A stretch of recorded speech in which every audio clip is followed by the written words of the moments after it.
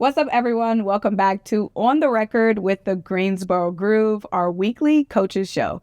I'm Symone Stanley, one of the in-game hosts, personalities, and a contributor that you will see around the field house. I'm joined by assistant coach, Coach Trinese Fox. Coach, thank you for the time. Thank you for having me. Of course. So we're 1 month into the inaugural UPSHOT League season. How has it been going for you so far? Oh, it's been exciting. It's been a blessing. The opportunity is amazing. The players have been good. The fans have been good. And everybody who's, working with us to create the product that, the fans see on the floor, it's been good. You've had a chance to see every team in the league now at this point. What have you learned about this league as a whole? It's competitive, feisty, but in a good way. I think this league has a lot of what we would call just underdogs. People have came from overseas, WNBA training camps, other places, and, want to prove that this league can be just as competitive as, WNBA and other professional leagues. So I think it's been amazing. It's been competitive. It's been a good platform for all the girls. And when it comes to this Groove team specifically, do you feel like the team is finding an identity? Absolutely. We actually just had a great team meeting yesterday about, what the team wants the identity to be and what route and trajectory that they want that to look like, because us as coaches have a plan, but we have to kind of move how they want to as well, kind of guide them. So I think that they're getting along well. The chemistry has been great, it's been growing. And then, like I said, they're just super competitive. They want to win. We recruited and, kind of made the roster to be competitors and winners. So it's coming together really nicely. What's the vibe like on the Groove team? Off the court, they're super goofy, laughing all the time, joking all the time. But on the court, serious about what the goals look like. They still have their moments in practice, but the goals are aligned. They're creating friendships and memories, so it's good to kind of see them both in both spaces, on and off. The team just had a week off. Mm-hmm. The first week off since the league started. Yes. What was the team focused on?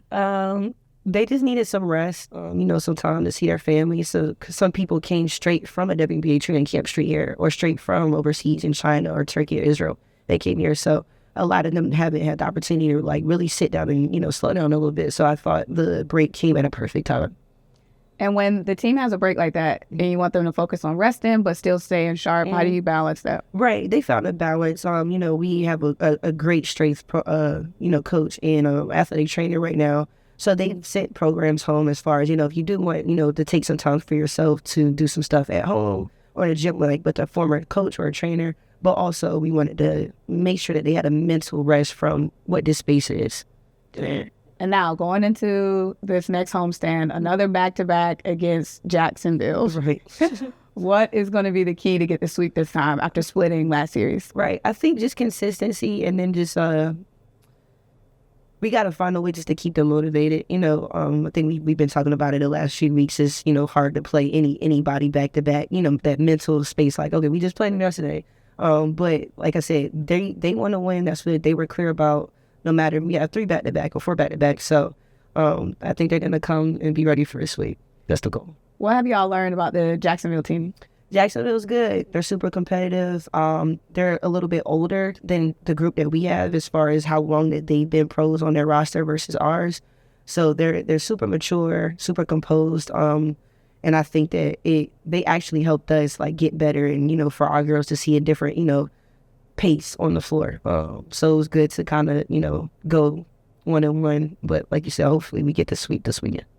Have you seen any rivalries start to be built because the teams are playing each other so much? Yeah, well, Savannah was the team we played the most so far, those first 3-4 games.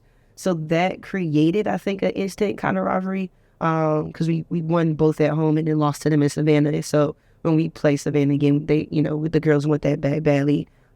Jacksonville, we went down, lost that one, but then the girls wanted that badly. So I would say all the teams right now, in their own way, because they've all been pros, they've seen some of the players more than, me and Coach Jay overseas or in the training camp. So I think they have the individual rivalries, but as far as in-state, obviously Charlotte, that one they kind of were a little bit up more for.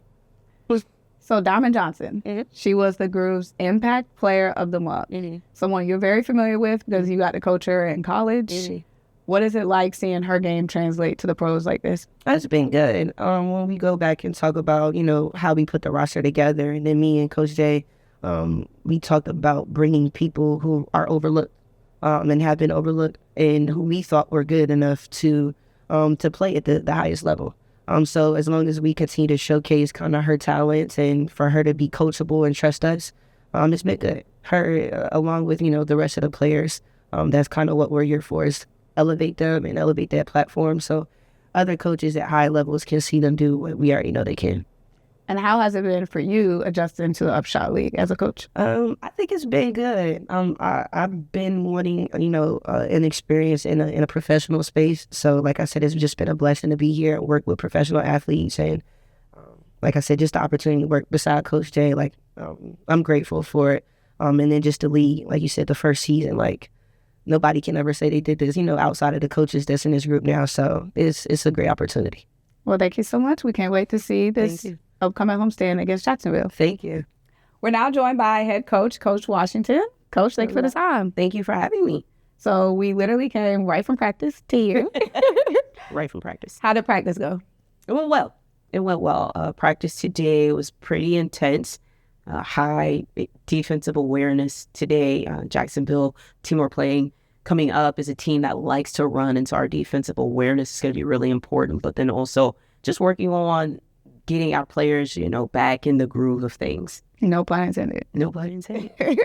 So this team had a week off this past week for the first time since the league started. What was the focus for this team during that week off? So we had a couple specific points last week. It was about discipline, our emphasis. We usually have an emphasis for the week. Last week it was about discipline, right? The discipline of doing all of the things that you still would normally do to prepare for a game. So even though we didn't have a game, making sure that we are taking care of our bodies, making sure that we are going to physical therapy, getting the rest that we need, making sure that we're lifting and doing all of the same things to keep our bodies under, the discipline structure of what a normal week would look like. We're about 1 month into the inaugural UPSHOT season. Yes. What have you learned about the Groove so far? I have learned that we are good. It's going to be a fun season. And at the same time, there's still so much growth there to be had, watching not just the Groove, but all of the teams within the league constantly shift and morph into different teams because of transactions and injuries and a variety of things that are changing the landscape that we're playing in. And so looking at our own team and the adjustments that our players are making when we're asking them to make adjustments and the growth that we're seeing with them, I've been really surprised about how quickly they've been able to pick up and learn things, but also how quickly the chemistry is growing amongst the group, especially with the changes for our own roster. What do you think the identity of the team is at this point? I believe the identity is about a good balance, right? A team that's balanced. We've got what I feel is really good offensive firepower. And then on the other side of that, I feel like we also are focused in and locked in on the defensive side of things. I think that this is a team that does take pride in being able to excel at both sides of the ball. We're a team that wants to be fast-paced, as evidenced with our points per game, but also be able to do the other thing on the other side of the ball as well. All about the balance. Yeah, all about the balance. At this point, the Groove has seen every team in the league. Yes. What have you learned about the league as a whole? The talent is there. I think that's the biggest thing, that not just for us, but those of us that are watching women's basketball, people and fans that are watching our games, the talent level in this league is really incredible. And so being able to be part of that and watch these teams grow and compete against that level of talent, but also coach that level of talent, is something that's been really special. As we continue to move throughout these last 3 months of our season, I think that there's still going to be more changes, but also that we will have the opportunity to just continue to take the trajectory of this league higher just because of the talent that's playing here. Upcoming weekend, Jacksonville again. Jacksonville again. Yeah. So the past 2 games were Jacksonville. The next 2 games are Jacksonville. How do you prepare the Groove up against this competition when they're playing the same team? Mm-hmm. Yeah, so for us, I think that the most important thing is that this is the last team we played. So we're getting ready to play them. They're the last team that we played, and they don't have a lot of transactions that they made from a player development standpoint over the course of this last week since we've seen them last. This is a team that's going to, crash the glass. They're a really good offensive rebounding group. They are a really balanced group. The last time we played them, they had 6 people in double figures, which is not surprising because they do have really good depth, good quality of depth on their roster.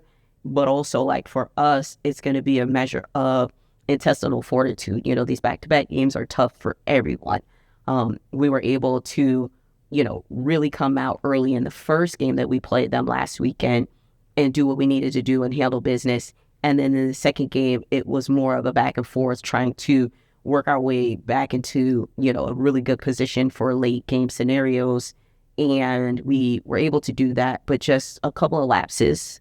And so as we move forward, being able to recognize the shifts, right? Like, if it's not Kern that's taking the majority of the shots, we have to make sure that we're locking up defensively on Pulliam, or making sure that we're not allowing easy touches to Davis on the inside, making sure that we're covering on perimeter shooters. And so just a sense of awareness, but also the counter punch is important as well. Like, being able to make them defend, being able to not just freely allow them to score buckets, and go on these huge runs without, slowing their speed and pace down. What would you say is going to be the key this weekend in order to sweep Jacksonville? I think in order for us to get a sweep, the word is going to be consistency for the weekend. We're going to have to get consistent flow and pace from our own troops in terms of, 1 through 11 on that roster as we're, filtering people in and out on the court. Our consistency to be able to maintain our offensive on pace, but also our consistency defensively to not allow Jacksonville to score, upwards of 24, 25 points a quarter. Keeping them under those numbers is going to be what's important. How do you keep the team's emotions kind of leveled when they are playing against the same players? They're seeing those same matchups consistently, and they can start to add some emotions, extra emotions into it. The biggest thing is that they're all competitors. They're all competitors. They all want to win. And when they are out there, you want them to really and truly be who they are. And so if that means they're an emotional player, you talk to them about how to navigate their emotions and how to take the emotional roller coaster and ride it the correct way. Especially like when you're talking about highs and lows. We've got players that are really, really emotional players, and you've got players that are really level-headed, and then you've got players who you don't know what their emotions are in that moment. And so being able to manage that as a group really starts with understanding how they navigate their emotions in a game time situation, and just make sure that they are staying focused on the moment in that present time, not being too overwhelmed and also not being too low on themselves when things didn't go their way. And so being able to just constantly have those conversations with them away from the court when there's no pressure will help them manage and navigate that when the pressure is on the court. 2 recent additions. Yes. So Jaylen Brown has a game under her belt. Sasha Washington is going to be making her debut soon. Absolutely. What did Jaylen provide in her debut? Well, Jaylen went out there, and she'd only been with us a couple of days and gave some really good energy in front of the crowd. I think that Jaylen is someone that's going to come in and be so impactful on both sides of the ball. She's long, she's rangy, she can defend 1-4, but she's also really crafty, really shifty, slinky type of guard that kind of weasels her way into some narrow spaces to get to the rack. But if you play off of her, she can also knock down a 3 ball. She's a phenomenal scorer as well. So having somebody that's a true 2-way player is what Jaylen brings to this. What about Sasha? What do you expect to see from her? What have you been seeing at practice? Just toughness, a sense of toughness, but also better rebounding. And so that's one of the things that we focused on over these last couple of weeks is just how do we go about the business of becoming a better, more intentional rebounding team? We are not a terrible rebounding team, but everybody can stand to be better. And so being able to have players who pursue the ball is something that coaches are always looking for. And Sasha Washington provides that to us, as well as the ability to score away from the block and then just be able to defend either low block or off the post for stretch fours in the league. So those are the new players. Yeah. But the players that's already been playing, they've been balling. Yeah, they've been balling. Specifically, Diamond Johnson. Okay. The Groove Impact Player of the Month. What does she provide to this team? Well, she provides leadership. She provides just a dynamic level of play that forces everyone else to lift their game, to match her energy, to match her intensity level. Diamond Johnson is someone that's been a winner wherever she's been. And that's one of the things that was really important to us, bringing in players and leaders who know how to win and understand everything that it takes to go about the business of winning. Who's a player that you think is flying under the radar right now? I will be honest. I think Amaya Joyner is flying under the radar right now. I don't think she's had a body of work to kind of showcase some of the things that she is capable of. I think she's flying under the radar. But I also think that Sahara Jones and Tay Jones-Bell are also two players that are flying under the radar. I mean, Diamond Johnson, Kamaria McDaniel, Jess Timmons, Maya Hollenshed, people know them. They know their name. They know their bodies of work. But I think they've also been consistent up to this point. And so being able to see Sahara and Tay and Amaya become more consistent with what they're providing to us outside of just defense and rebounding is something that kind of keeps them under the radar for now. Everybody loves the star that produces a lot of points, but the things that they do kind of give them, it pushes them down on a scouting report because they don't average 11, 12, 15, or 20 points a game. But the things that they do for our team are still just as important. The things that don't always show up. Absolutely. Yeah. And under the radar for now. I like that. Yeah. So what should the fans be excited about for this weekend? Finally back playing another game. It's been since May 31st that we played, so we're so ready to get back out there on the court in front of our fans to be able to showcase the changes that we're making from a roster standpoint, from an offensive and defensive philosophy standpoint, but just being able to get back out there and do what we love. Awesome. Well, I can't wait to get back to the field house. This is another edition of On the Record, the Greensboro Groove's weekly coaches show. I'm Symone Stanley, joined by Coach Washington.